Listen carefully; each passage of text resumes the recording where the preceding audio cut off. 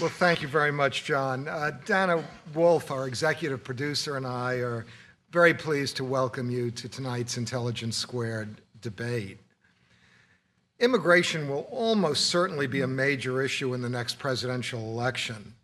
It's front page news when Governor Spitzer wants to issue driver's licenses to illegal immigrants because these are our de facto identity cards.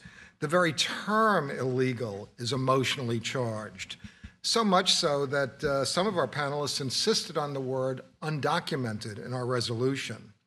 And yet the division in viewpoint does not fall along conventional liberal conservative lines. In classical economics, labor mobility benefits both the worker and his employer. And the gains seem obvious just by a casual glance at our daily lives. Consider the growing number of immigrant laborers, many from Mexico and Central America, who've taken up housekeeping jobs, gardening, childcare jobs throughout the New York metropolitan area in recent years. And then consider the large number of immigrant PhD candidates, many of them Asian and Indian, who study science, engineering, mathematics, and go on to key roles in our technology firms. At both ends of the economic spectrum, both the immigrants and those who employ them are better off. Surely this enhances our economic dynamism and global competitiveness.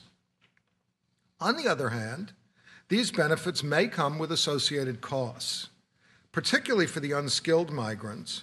Who bears the cost of their emergency medical care, of educating their children, of dealing with increased criminality and social unrest? And isn't the term undocumented just a euphemism for illegal? And shouldn't illegality be punished rather than rewarded?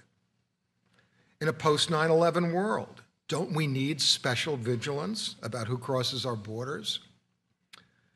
Well, emotions notwithstanding, there are good arguments on both sides and a lot to learn from our outstanding panel. Our moderator is John Hockenberry. He is an author, columnist, veteran broadcast news correspondent, and teller of very bad jokes. He holds an astonishing array of awards, and is the host of a new morning news program on WNYC, which is going to be starting early next year. John, the evening is yours. I'd like to welcome you all to the second debate of the second Intelligence Squared U.S. series. Let me give you a brief rundown of how the evening is going to go. First, the proposer of the motion.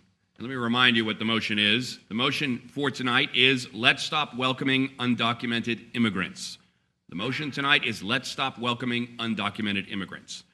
So first, the proposer of the motion will start by presenting their side of the argument. The opposition will follow. Each person will get a maximum of 8 minutes, and we will go back and forth from one side to the other. Second, when all 6 speakers are finished with their opening remarks, I will open up the floor to brief questions from the audience, questions that I may have, questions that are motivated by our panelists who may want to address each other directly. Third, when the question and answer is complete, each debater will make a final statement lasting not more than 2 minutes per person. And fourth, after the final closing statement is made, you will vote on tonight's motion. I will now introduce the panel. Please hold your applause until all 6 are introduced. We are thrilled to have all 6 of these people with us. Professor at the School of Industrial and Labor Relations at Cornell University, Vernon M. Briggs, Jr. is speaking for the motion. Executive Director of the Center for Immigration Studies and contributor to the National Review, Mark Krikorian, is also speaking for the motion. And the John M. Olin Fellow at the Manhattan Institute and contributing editor to City Journal, Heather McDonald, is also speaking for the motion.